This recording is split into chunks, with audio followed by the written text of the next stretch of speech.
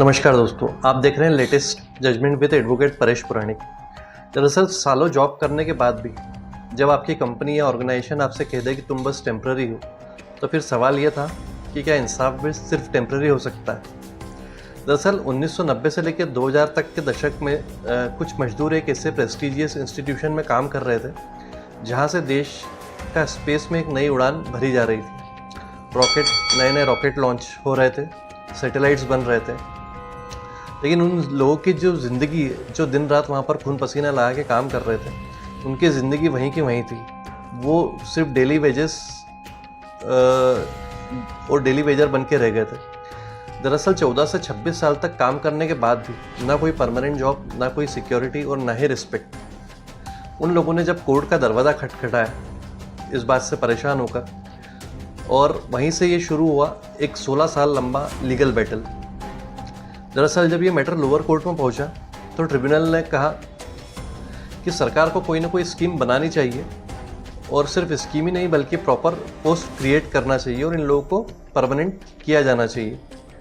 साथ ही इन वर्कर को प्रेफरेंस भी देना चाहिए उनके एक्सपीरियंस के बेसिस पर ना सिर्फ कोर्ट ने ये रिकमेंडेशन दी बल्कि एक सीधा सिग्नल दिया कि ये जो टेम्प्रेरी सिस्टम है इसको ख़त्म करो और एक परमानेंट स्ट्रक्चर लेके आओ। पर जब इसको चैलेंज किया गया हाईकोर्ट में, तो वहाँ पर हाईकोर्ट ने क्या कहा कि ट्रिब्यूनल का जो ऑर्डर है उसको इफेक्टिवली इग्नोर कर दिया जाए। Long service is not equal to right to regularisation. High court ने कहा कि यदि आप 26 साल तक भी काम किया है तो उससे आपको ये अधिकार नहीं मिल जाता है कि आप किसी ऑर्गेनाइजेशन में परमानेंट हो जाए।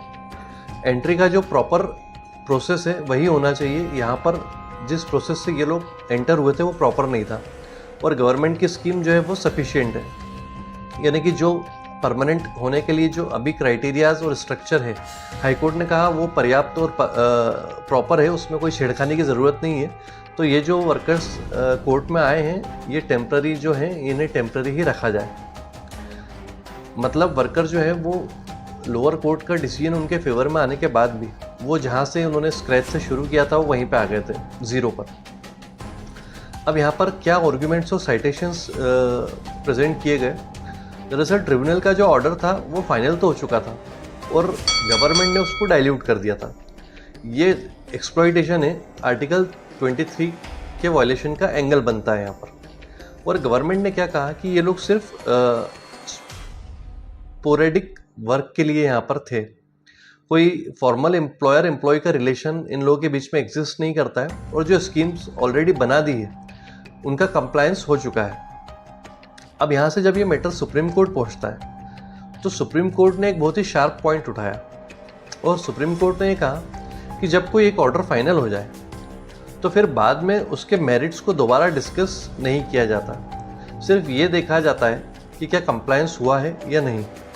और कोर्ट ने ये देखा कि स्कीम में टेम्प्रेरी एम्प्लॉयमेंट दिया गया है, लेकिन ट्रिब्यूनल ने जब क्लियरली बोल दिया था कि परमानेंट पोस्ट को क्रिएट करो, तो फिर कोर्ट का जो टोन यहाँ पर काफ़ी स्ट्रॉन्ग हो गया। स्टेट को मॉडल एम्प्लॉयर होना चाहिए, ये सुप्रीम कोर्ट ने कहा।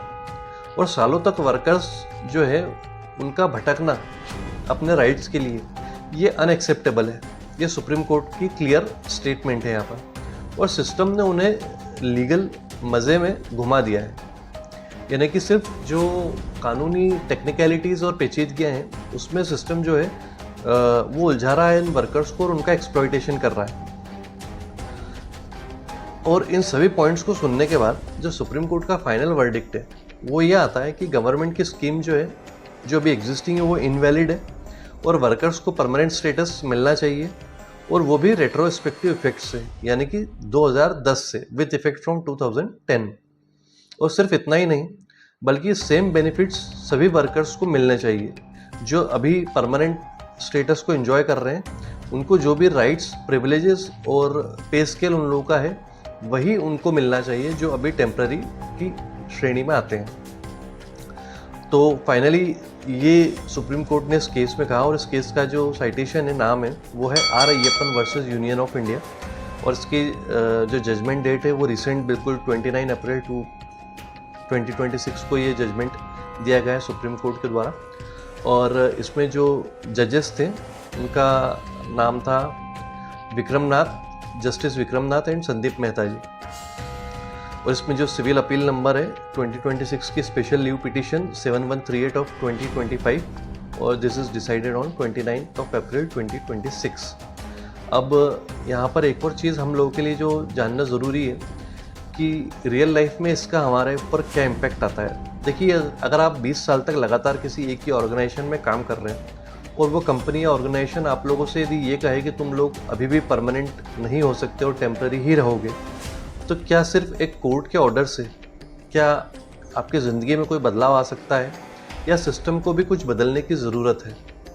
आप इस बारे में क्या सोचते हैं कि क्या इंडिया में कॉन्ट्रैक्ट वर्कर्स के साथ इंसाफ हो रहा है? क्या उन लोगों को उनका जस्टिस मिल रहा है? और जो ट्रीटमेंट उनके साथ हो रहा है क्या वो जस्टिफाइड है? आप इस बारे में क्या सोचते हैं? कमेंट बॉक्स में ज़रूर बताइएगा।